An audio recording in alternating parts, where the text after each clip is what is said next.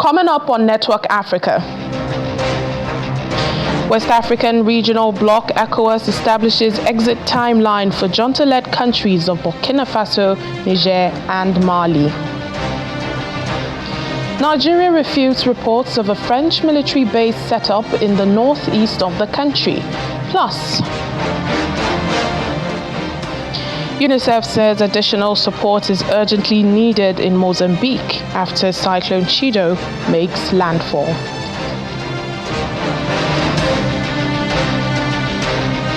Hello and welcome to the program this week. I'm Layo Olarinde. Let's begin with stories and happenings that made headlines over the weekend.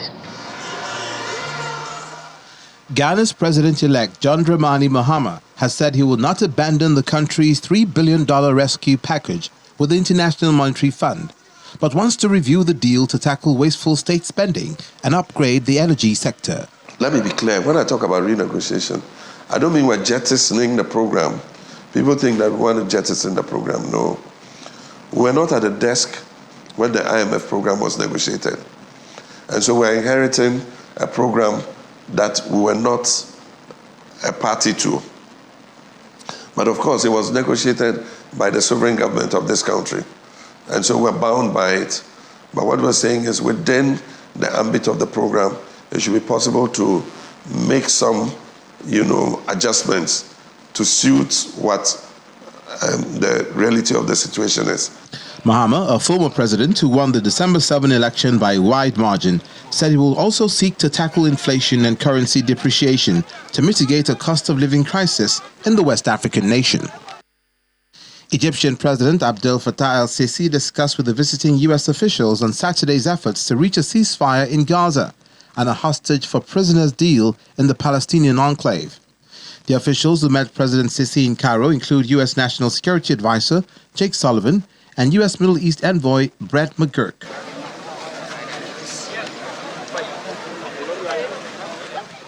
On Saturday, the Maasai Olympics, a unique biennial event, took place at the Kimani Sanctuary in Kenya's Amboseli Savo ecosystem near the Tanzanian border. Participants from villages including Rombo, Kuku, Imbirikani, and Eselenke competed in events such as spear and rungu, that is club throwing, high jump, and foot races ranging from 100 meters to 5,000 meters. It's a very unique and a very crucial event that bring about the friendship between animals and even and us human beings. You know, here in this Maasai land, for example, when a lion attacks a cow, you have to kill it, and when you kill it alone, you'll be regarded as that brave, or even a Moran. You'll be given another name that shows that you are very brave in the community. So nowadays our community has changed because of this, that we are participating today. It has changed. Now you are being seen great because you run faster than the rest, or even you participate well. This initiative, launched in 2012, replaces the traditional Maasai rite of passage of lion hunting with a celebration of cultural skills and conservation.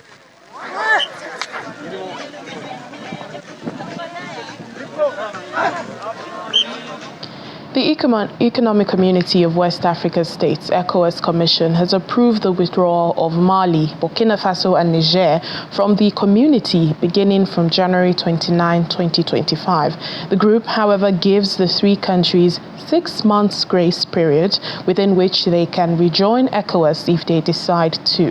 ECOWAS announced its approval of Mali, Burkina Faso and Niger's exit at the 66th Ordinary Session of the Authority of Heads of State and Government, chaired by Nigeria's President Bola Tinubu at the Banquet Hall of the State House, Abuja. Our State House correspondent, Emperor Simon, reports.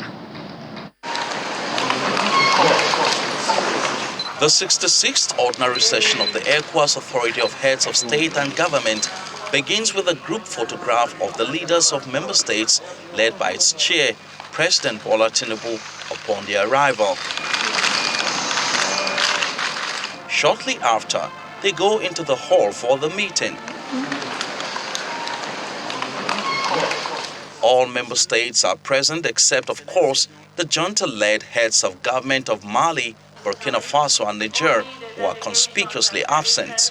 In his statement, President of the ECOWAS Commission, Omar Torre, commends the leadership of President Tinubu in the bloc and for ensuring Nigeria keeps up to its financial obligation to ECOWAS. Nigeria paid 85 billion naira and 54 million US dollars, representing 100% of the 2023 levy and the levy of 2024 up to July 2024. President Nana Akufo-Addo is making his last appearance at the meeting as the 13th president of Ghana, following the recently held elections in Ghana, which produced a new president in the waiting. His party's gesture in conceding defeat to the opposition is commended by President Tinubu, who enjoins other member states to take a cue. Your Excellency, President Nana Akufo-Addo of Ghana, thank you for being who you are. A sincerely committed Democrat who has been a shining example. I therefore invite all of us to give him a standing ovation and more applause.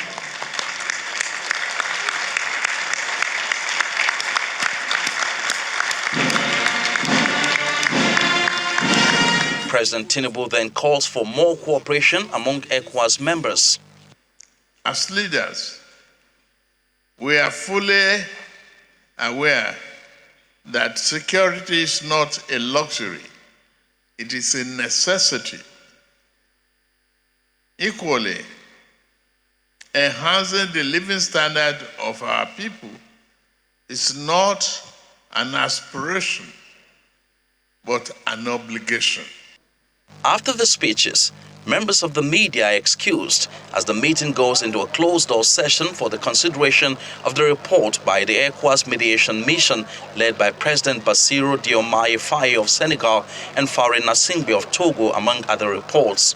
Hours later, the meeting opens with the president of the ECOWAS Commission presenting the communique, which highlights some of the major decisions taken regarding Mali, Burkina Faso and Niger's membership of ECOWAS. Three countries will officially cease to be members of ECOWAS from 29 January 2025. The authority decides to set the period from 29 January 2025 to 29 July 2025 as a transitional period and to keep ECOWAS doors open to the three countries during the transition period. The meeting comes to a close with the final remarks by the chair. I call on all member states to redouble their efforts in ensuring that decision reached here translates into tangible benefit for our citizens. For more clarifications, the president of the ECOWAS Commission briefs journalists afterwards on the status of Mali, Burkina Faso and Niger. The 29th of January 2025 is the official date, but then the effective date of withdrawal is 29th of July 2025. ECOWAS has allayed the fears of possible security threats should the three countries finally exit the community, as it assures of fostering cordial relationship with them, especially in the area of trans-border security, to ensure stability in the region. From the banquet hall of the State House, Emperor Simon, Channels Television News. In the meantime, the three West African states ruled by military leaders have announced a visa-free travel and residency rights for citizens in the 15-member regional bloc ECOWAS. The leaders of the states, Burkina Faso, Mali and Niger, said the visa and residency decision had been taken in the spirit of friendship and to strengthen centuries-old ties among African people. Well, the trio planned to withdraw from ECOWAS in January after refusing the bloc's demand to restore democratic economic rule. Now, there are fears their withdrawal would be a major blow to regional unity and also efforts to boost economic and security cooperation. The three countries were founding members of ECOWAS back in 1975. With their planned departure, the bloc will lose 76 million of its 446 million people and more than half of its total geographical land area. Well, let's discuss further on this. Joining us now is Dr. Okwi Okpala, African Affairs Analyst for more. Thank you so much for joining us on the program. It's my pleasure. Thank you so much for having me.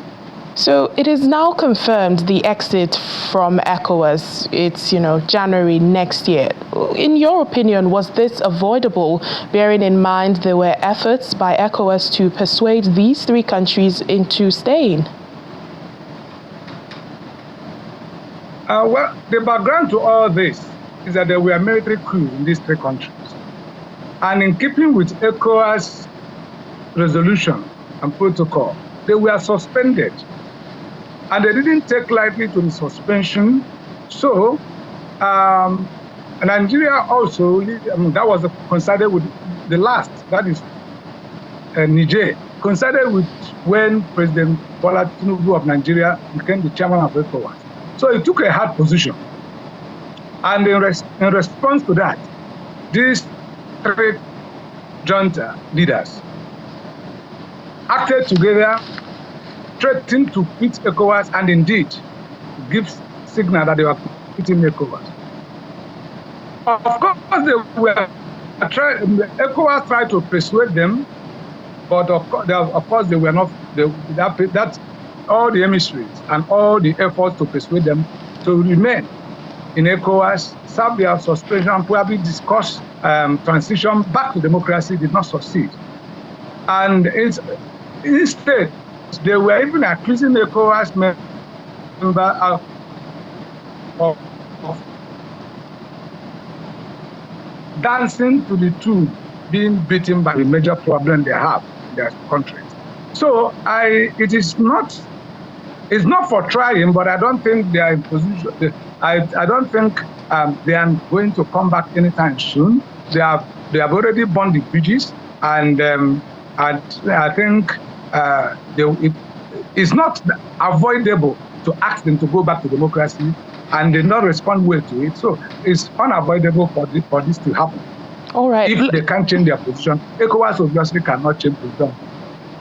Indeed. Well, looking at the impact of this now, with the three countries leaving ECOWAS, do you agree that their withdrawal would be a major blow to regional unity and, also efforts to boosting economic and security cooperation? Of course, it will have impact, but it will have, especially in the area of security. I mean, they constitute about 17% of the population of ECOWAS. These three countries, the population of this country constitutes 17% of the population of ECOWAS. They contribute less than between 10% and 12% of the economy. But in terms of land mass, they are more than 50%. And these are the areas where threats, security threats, come to countries like Nigeria. And this is where, they've been cooperating. Mali and Niger have been strategic for Nigerian security needs. So it may not matter as much. Yes, it will have impact in the economic impact, but the major impact of that, especially if they don't smoothen the relationship, the major area it will have impact is in the area of security. Because of the large land mass, most of them and them ungoverned spaces, which countries like Nigeria, we need the collaboration and the support of countries like Niger to be able to maintain their security. So there is a large human mass, that in terms of security, is a massive impact. In terms of economy, not as much as that. All right, then. Thank you so much, Dr. Okwi Okpala, African Affairs Analyst. Thank you for your time on the program. It's always my pleasure. Thank you. We take a break now on the program. Still to come, Nigeria's elder statesman Emeka Anyaoku is invested as patron of the Nigeria-Britain Association. Please join us again. Welcome back to the program. The Nigerian military has refuted reports of the arrival of a contingent of French soldiers to set up a foreign military base in the northeast of the country. In a statement by the Director, Defense Media Operations, Major General Edward Buba, he describes the allegations as fake and mischievous and calls on members of the public to disregard the apparent rumors. He also restates the commitment of the military towards protecting the territorial integrity of Nigeria and constitution and protecting her citizens. Well, several hundred people are feared dead on the island of Mayat in the Indian Ocean after a cyclone hit the French island over the weekend. The island's prefect warns the number killed will reach close to 1,000 or even several thousands, even as French authorities say the central hospital has suffered significant damage. It's the worst cyclone to hit the island in 90 years, with waves up to 8 meters high. Rescuers are trying to reach survivors after the territory, which is off the coast of East Africa, was devastated. Well, Mayat is one of the poorest parts of France, with many of the 300,000 population living in shanty towns. Meanwhile, Mozambique is dealing with the aftermath of Cyclone Chido after the storm toppled utility poles, shelters, and flooding the roads. Speaking from Pemba, the capital of Mozambique's Cabo Delgado province, UNICEF worker Guy Taylor says his organization is dealing with both short-term and long-term impacts, citing loss of life and damage to crucial infrastructure as an immediate priority. Longer-term impacts include children being cut off from learning and the spread of waterborne diseases due to the inability to access health care. I'm in Pemba, the capital of northern Mozambique's Cabo Delgado province, where Cyclone Chido has made landfall this morning as an intense tropical cyclone, bringing with it very heavy winds and rain. UNICEF is concerned about the immediate impacts of this cyclone, the loss of life, the damage to schools, to people's homes, to healthcare facilities. We're also worried about the longer-term impacts, children potentially being cut off from learning for weeks on end, people unable to get access to healthcare, and the potential spread of waterborne diseases like cholera and malaria. UNICEF is here on the ground working closely with our partners and in support of government to respond to the immediate needs of those impacted by the cyclone. But with a cyclone of this magnitude, additional support is urgently needed. Now, peace talks between the leaders of Rwanda and the Democratic Republic of the Congo, DRC, to end the conflict in the eastern DRC have been called off. Angola has been mediating between the two sides, but the presidency announced the cancellation but did not give a reason why. However, the DRC's president said in a statement that the meeting was cancelled because the Rwandan delegation refused to take part. But Rwanda's foreign ministry said a lack of consensus over direct talks between the DRC and a rebel group meant that it would not have been possible for a deal to be signed on Sunday. Well, there had been hopes that the talks would reach an agreement to end the conflict in the eastern DRC, where the M23 fighter group, which the DRC and the UN say is backed by Rwanda, has seized swaths of territory, displacing thousands of people and triggering a major humanitarian crisis. Globally, hand washing with soap remains one of the most effective ways to prevent the spread of diseases, yet the practice is underutilized in many communities. Well, this formed part of discussions at an awareness campaign at the Lagos NYSC orientation camp. This year's WASH campaign focuses on engaging Nigerian youths, particularly through the NYSC, so they can become advocates for hand hygiene in their communities. Head of WASH programs, Safe Help Africa, says the drive is facilitated by the Federal Ministry of Youth in collaboration with Safe Help Africa and other groups as partners. Let this moment inspire us all to continue striving for a future where every Nigerian has access to clean water, proper sanitation, and the dignity that they deserve. Yes, we we will build a nation that prioritizes health. Yes, we will build a nation that empowers our youth. And yes, a nation that fulfills its promises to the future generations. Build the youth. Build the youth. Build the nation. Build the nation. Build the youth. We are doing this engagement with the youth core members as a result of support to the implementation of the National Youth Strategy. The National Youth Strategy is a strategy that was released or launched by the federal government of Nigeria. That's the collaboration between the Ministry of Water Resources and Sanitation and the Ministry of Youth Development. The essence of this strategy is to increase youth involvement in solving the sanitation and hygiene and water challenges in Nigeria. So you may not be aware, but 48 million Nigerians still defecate in the open. It means they don't have access to basic sanitation services. You know, many millions of Nigerians do not have access to proper potable water supply. And then as well, hand washing behaviors is very poor, talking about hygiene.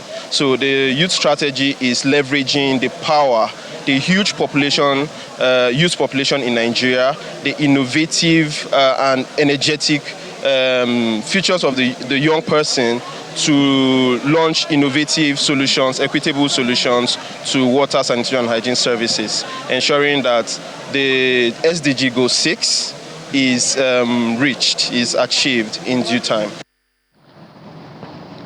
Nigeria's elder statesman, Chief Emeka Anyaoku, and the British High Commissioner to the country, Mr. Richard Montgomery, have been invested as patron and vice patron of the Nigeria-Britain Association.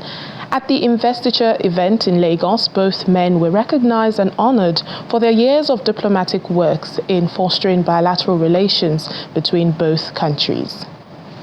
They have received several decorations. Celebrating eminent diplomats with years of vast experience, this investiture honors two men doing great work in fostering bilateral relations between Nigeria and Britain, including GCON. The Nigeria-Britain Association put together this honorable ceremony to confer on Nigeria's elder statesman, Chief Emeka Anyaoku, as the patron of the NBA, and British High Commissioner Richard Montgomery, the vice patron of Nigeria-Britain Association.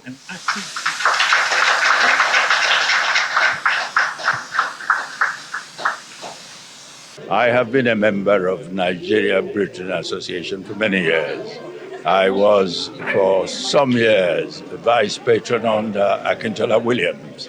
And it's a great honor to have been asked to succeed him. And I believe that the association is doing a very good job and has a very important job in the future, because relations between Nigeria and United Kingdom, not only on the level of government, but on the level of the people. And Britain-Nigeria Association operates at the level of the people. And please put your hands together for both of them. Next is the investiture of British High Commissioner to Nigeria, Richard Montgomery. You as our vice patron. Well, I'm really delighted and honoured to be invested as the vice patron of the Nigeria-Britain Association. And it's even more of an honour to be alongside Chief Emeka. You know, what a global statesman. Not just someone who's fostered ties between the UK and Nigeria, but also globally through the Commonwealth. This is a sort of association that builds our people-to-people links between our two countries, which is really the foundation. It's friends, families, businesses that have links between both our countries that really build the strength of the bond. Relations between the two countries have held strong, with different partnerships and MOUs in place. The NBA president, Shola Oyetayo, speaks of the significance of these events to fostering bilateral relations between both countries. It's a friendship for common good. Our relationship with Nigeria and Britain, if you look at where we started from, it started from Britain as British Nigerian Educational Trust. and now we're moving into Nigeria-Britain Association. So we have relationship in terms of when you look at education, when you look at the culture, we look at opportunities and empowerment. Governor of Lagos State, Babajide Sanwo-Olu, is represented by the Commissioner for Commerce, Cooperatives, Trade and Investment, Mrs. Folashade Ambrose Medebem. By fostering relationships among individuals, organizations, and institutions, the NBA has bridged cultural divides and created platforms for collaboration in business, education, and social development. The association's work is a testament to the power of partnerships in driving progress and creating opportunities for mutual benefit. Formed in 1969, Nigeria-Britain Association seeks to find friendship for a common good. And that's it on the program today. Thank you so much for watching. I'm Layo Olarinde.